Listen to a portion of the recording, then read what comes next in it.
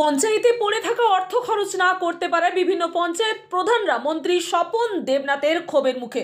পূর্ব বর্ধমান জেলার কালনা ১ নম্বর ব্লক অফিসের একটি সভাগৃহে ৯টি পঞ্চায়েতের বিভিন্ন পঞ্চায়েতের প্রধান, উপপ্রধান এবং সরকারি বিভিন্ন দপ্তরের আধিকারিকদের নিয়ে ব্লক লেভেলের রিভিউ মিটিংয়ে হাজির হয়ে পঞ্চায়েতে পড়ে থাকা অর্থ খরচ করতে না পারায় বিভিন্ন পঞ্চায়েতের প্রধানরা রাজ্যের মন্ত্রী স্বপন দেবনাথের ক্ষোভের মুখে পড়লেন শুক্রবার। আমরা দেখে নেব সরাসরি সেই খবর।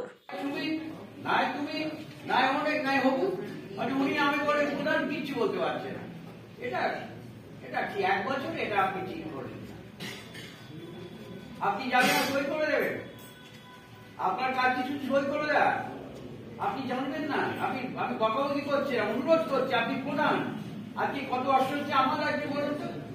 শপথে এমন একটা প্রধান করেছে কোনো উত্তর দিতে পারছে না, পরিবারটা তো আমায় দিতে হয়। আপনি কোনো কথাই বলতে পারছেন না। 1 বছর সময় দিয়েছি আপনাকে, না পারেন বলে দেবেন, অন্য কেউ বেছে নেবো। আপনি কিছুই বলতে পারছেন না।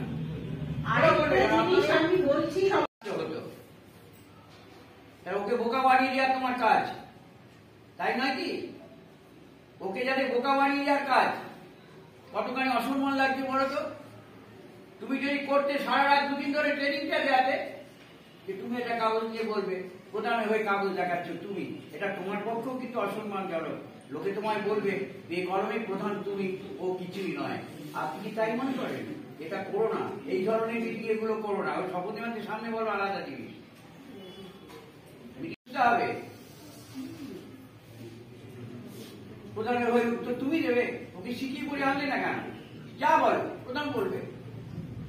আর ওর কাছে কোনো কাগজ নেই তোমার কাছে, কাগজ তার মানে তুইটা কি? তুমি কি প্রমাণ করছো যে বেকলমে আমি প্রধান, তাহলে তুমি প্রধান হয়ে যাবে? কিন্তু হতে পারো তোমাকে মহিলা হতে হবে। তাহলে যেদিন মহিলা হতে পারবে সেদিন প্রধান চেয়ারে বসে আমার কোনো আপত্তি নেই।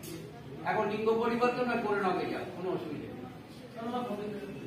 তাই তো করছো, ডোবাচ্ছ তো সেইভাবে। তোমার পঞ্চায়েতের প্রধানদের সাথে আপনি কথা বলার সময় আপনারা একটা ক্ষোভ প্রকাশ করলেন, কেন এটি কিসের জন্য?